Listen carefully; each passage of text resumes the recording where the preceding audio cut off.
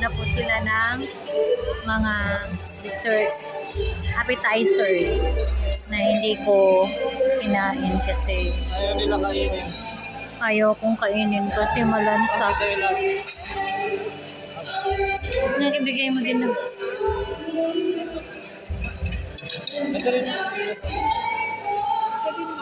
Sige po. Yan.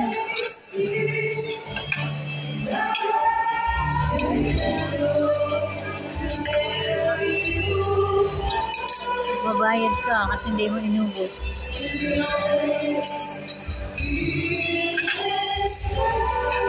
Ayan.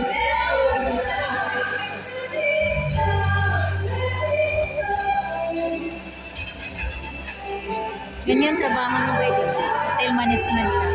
Diba? Ganyan trabaho mo? Nagmamando lang ako. Dito, table lang. Tukunin mo yan.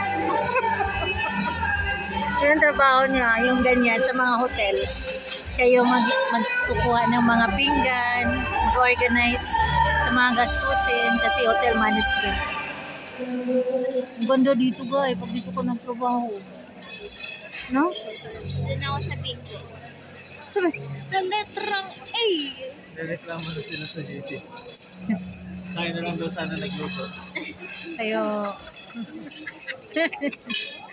Hindi masarap. Hindi nakain.